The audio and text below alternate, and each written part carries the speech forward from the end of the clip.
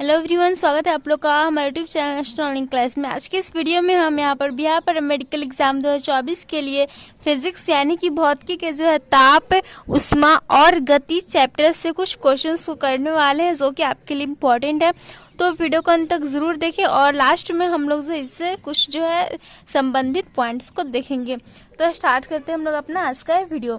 यहाँ पर हमारा फर्स्ट क्वेश्चन है, यदि किसी वस्तु को गर्म किया जाए तो उसके अणुओं का जो चाल है वह क्या होगा। यहाँ पर ऑप्शन दिया हुआ है, चाल बढ़ जाएगी या फिर उसका ऊर्जा जो है वह कम हो जाएगा या उसका भार बढ़ जाएगा या उसका भार कम हो जाएगा। तो जब हम किसी वस्तु को कोई हम वस्तु ले लिए और उसको जब हीट देते हैं, उसको गर्म करते हैं, तो क्या होता है, उसकी जो चाल होता है ना वो बढ़ जाएगी, उसके अणुओं की जो चाल होती है वो बढ़ जाती है। तो यहाँ पर हमारा 1 का ऑप्शन नंबर ए राइट हो जाएगा।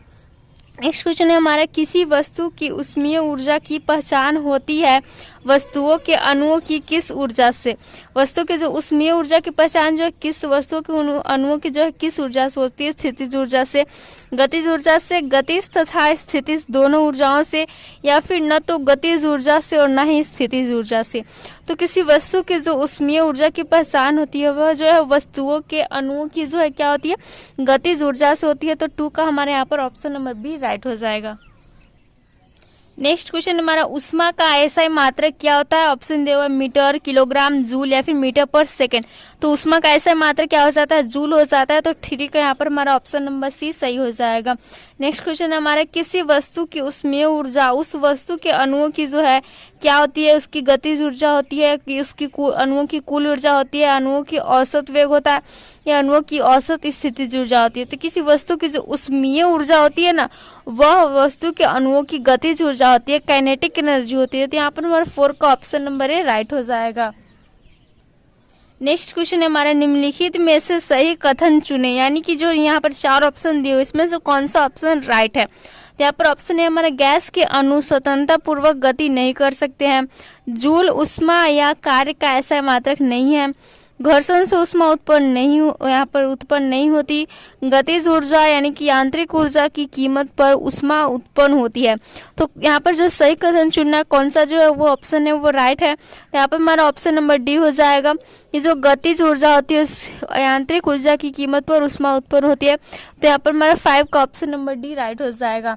नेक्स्ट हमारे यहाँ पर क्वेश्चन है, उष्मा और ऊर्जा दोनों का ही जो ऐसा मात्रक होता है वो क्या होता है। तो चाहे वो उष्मा हो या फिर ऊर्जा हो, उन दोनों का जो ऐसा मात्रक हो जाता है वो हो जाता है जूल। इसे हम लोग जे से सूचित करते हैं। तो हमारे 6 का ऑप्शन नंबर है राइट हो जाएगा।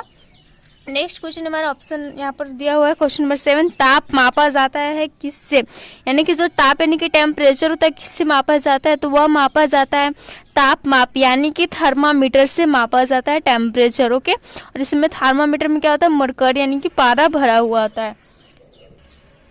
नेक्स्ट क्वेश्चन हमारा, किसी वस्तु का ताप निम्नलिखित में किसका सूचक है। तो यहाँ पर देखो, उसके अणुओं की कुल ऊर्जा का, उसके अणुओं की औसत ऊर्जा का, उसके अणुओं का कुल वेग का, या उसके अणुओं के वेग के वर्ग के औसत का वर्गमूल का। तो किसी वस्तु का जो ताप होता है वह किसका सूचक होता है। तो वह जो है उसके अणुओं के वेग के वर्ग के औसत का वर्गमूल का सूचक होता है। तो 8 का यहाँ पर हमारा ऑप्शन नंबर डी राइट हो जाएगा। नेक्स्ट क्वेश्चन है हमारा, किसी वस्तु का ताप यह सूचित करता है कि संपर्क करने पर उष्मा क्या होती है। तो संपर्क करने पर उष्मा जो है उस वस्तु से अपेक्षाकृत कम ताप पर की वस्तु में प्रवाहित होगी। तो यहाँ पर हमारा 9 का ऑप्शन नंबर बी राइट हो जाएगा। नेक्स्ट क्वेश्चन है हमारा, उष्मा एक भौतिक राशि है जो सन्निकट है किसके, यानी कि उष्मा हमारा एक भौतिक राशि है जो किसके सन्निकट है। तो यहाँ पर दिया हुआ ऑप्शन ताप के, ऊर्जा के, घर्षण के, फिर द्रव्यमान के। तो 10 का हमारा राइट आंसर हो जाएगा कि जो ऊर्जा के सन्निकट है। 10 का ऑप्शन नंबर बी राइट हो जाएगा। नेक्स्ट क्वेश्चन है हमारा, सेल्सियस स्केल का थर्मामीटर बटा होता है कितने भागों में। जो सेल्सियस स्केल वाला है थर्मामीटर होता है वो कितने भागों में बटा होता है। तो यहाँ पर राइट आंसर हो जाएगा कि वह जो 100 भागों में बटा होता है। यहाँ पर हमारा 11 का ऑप्शन नंबर है सही हो जाएगा। नेक्स्ट क्वेश्चन है हमारा, फ़ारेनहाइट स्केल में जल के हिमांक यानी कि जो फ्रीजिंग पॉइंट है और क्वथनांक यानी कि बॉइलिंग पॉइंट होते हैं क्या, यानी कि फ़ारेनहाइट स्केल में जंग का यहाँ पर जल का वाटर का हिमांक और क्वथनांक जो है वह क्या होता है। तो यहाँ पर हमारा राइट आंसर हो जाएगा 12 का ऑप्शन नंबर सी। इसका हिमांक जो है 32 डिग्री और जो क्वथनांक है वो जो है 212 डिग्री हो जाता है फ़ारेनहाइट स्केल में। तो 12 का ऑप्शन नंबर सी राइट हो जाएगा। नेक्स्ट क्वेश्चन है हमारा, सेल्सियस स्केल में जल के हिमांक और क्वथनांक कितने होते हैं। ये था फ़ारेनहाइट स्केल की बात और यह सेल्सियस स्केल। तो सेल्सियस में हम लोग सभी जानते हैं कि जल का हिमांक यानी कि जो जमने का जो यहाँ पर जो डिग्री दिया हुआ और क्वथनांक वह कितना हो जाता है, तो वह हो जाता है जो जमता है वो 0 डिग्री पर और खोलता है 100 डिग्री पर। तो 13 का यहाँ पर हमारा ऑप्शन नंबर बी राइट हो जाएगा। नेक्स्ट क्वेश्चन है हमारा, फ़ारेनहाइट स्केल पर किसी वस्तु का ताप जो है 212 डिग्री फ़ारेनहाइट है, तो सेल्सियस स्केल पर उसी वस्तु का ताप क्या हो जाएगा।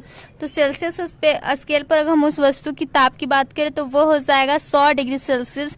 तो 14 का हमारा ऑप्शन नंबर सी राइट हो जाएगा। नेक्स्ट क्वेश्चन है हमारा, सेल्सियस स्केल पर मानव शरीर का सामान्य ताप जो नॉर्मल टेम्परेचर है वो कितना होता है।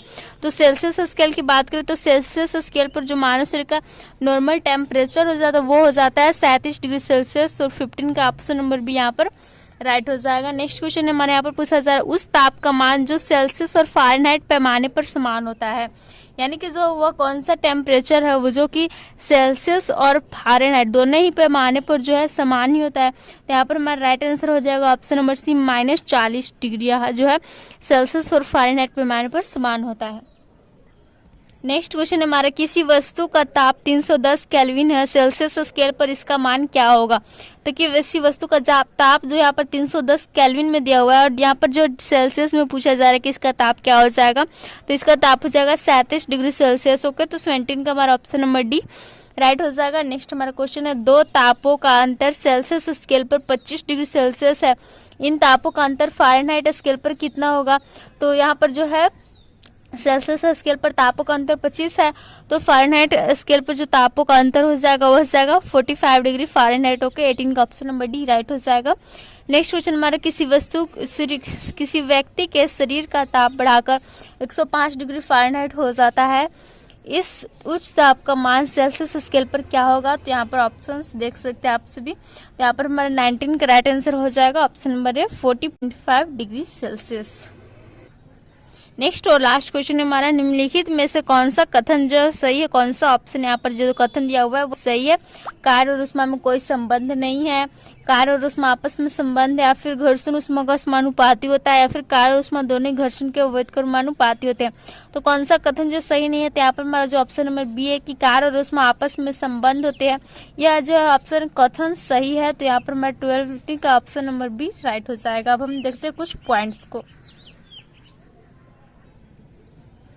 तो अभी ऑब्जेक्टिव क्वेश्चंस के दौरान अभी कुछ वर्ड्स ऐसे होंगे या फिर वैसे जो यहाँ पर जो शब्द होंगे जो कि आप लोग को कठिनाई होगी समझने में, तो यहाँ पर हम कुछ पॉइंट्स को देखेंगे जिसके द्वारा जो सारे वर्ड्स आसान हो जाएंगे। तो फर्स्ट यहाँ पर दिया हुआ है कि वस्तु के अंदर की वह ऊर्जा जो गर्मी का अनुभव देती है वस्तु की ऊष्मीय ऊर्जा होती है, यानी कि वस्तु की अगर ऊष्मीय ऊर्जा की बात करें तो वस्तु के अंदर की ऊर्जा होती है जो गर्मी का अनुभव देती है। नेक्स्ट है, किसी पदार्थ के अणुओं की गतिज ऊर्जा उसकी ठोस अवस्था में सबसे कम, द्रव अवस्था में उससे अधिक और गैसीय अवस्था में सबसे अधिक होती है, यानी कि अणुओं की जो गतिज ऊर्जा है वो ठोस में जो सॉलिड में सबसे कम हो जाएगी।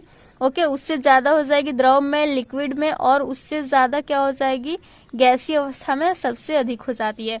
नेक्स्ट हमारा, ऊष्मा और कार्य दोनों का ऐसा मात्रक जूल होता है जिसे कि हम लोग जे से सूचित करते हैं।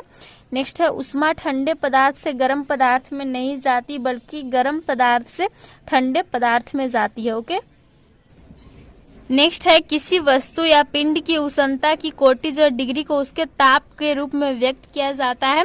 अगला, किसी वस्तु का ताप जिस यंत्र द्वारा मापा जाता है उस तापमाप या फिर थर्मामीटर कहा जाता है। और निम्न नियम बिंदु वह ताप है जिस पर शुद्ध बर्फ सामान्य वायुमंडलीय दाब पर पिघलता है, और ऊपरी या उच्च नियत बिंदु वह ताप है जिस पर शुद्ध पानी सामान्य वायुमंडलीय दाब पर उबलता है। नेक्स्ट हमारा, सेल्सियस पैमाने पर निम्न नियत बिंदु 0 डिग्री सेल्सियस तथा ऊपर जो उच्च नियत बिंदु है वो 100 डिग्री सेल्सियस होता है जो अभी हमने देखा, और फ़ारेनहाइट पैमाने पर 32 डिग्री सेल्सियस 212 डिग्री फ़ारेनहाइट होता है। नेक्स्ट हमारे यहाँ पर मानव शरीर का ताप समानता जो फ़ारेनहाइट में कितना होता है, तो 98.6 डिग्री फ़ारेनहाइट होता है, और सेल्सियस में जो 37 डिग्री सेल्सियस होता है। ये जो है आप लोग को ऑब्जेक्टिव के साथ इसलिए कराया जाता है ताकि जो क्वेश्चन जो उसमें नहीं है, जस्ट लाइक ये देखिए फ़ारेनहाइट में मानव शरीर का तापमान, तो वैसे भी जो आप लोग को एक्स्ट्रा क्वेश्चन मिले। नेक्स्ट है, केल्विन पैमाने का शून्य जो है -273 डिग्री सेल्सियस पर होता है। नेक्स्ट है यहाँ पर केल्विन पैमाने का सूत्र हमने देख लिया, किसी वस्तु का ताप यदि सेल्सियस स्केल पर T डिग्री सेल्सियस हो तो केल्विन स्केल पर इसका मान T is equal to 273 plus T kelvin होता है। यानी कि अगर सेल्सियस को जो केल्विन में बदलना तो आप लोग इस सूत्र का यूज करेंगे। और किसी वस्तु का ताप में परिवर्तन तब होता है जब वह वस्तु ऊष्मा प्राप्त करता है या फिर ऊष्मा खोता है। तो ये हमारा हो गया हॉल पॉइंट, जिसे हमने कवर कर लिया। तो आप लोग को वीडियो पसंद आए, वीडियो को लाइक करें, दोस्तों के साथ शेयर करें। ऐसे और वीडियोस के लिए हमारे चैनल को जरूर सब्सक्राइब कर लें। वीडियो को देखने के लिए धन्यवाद। Thanks for watching.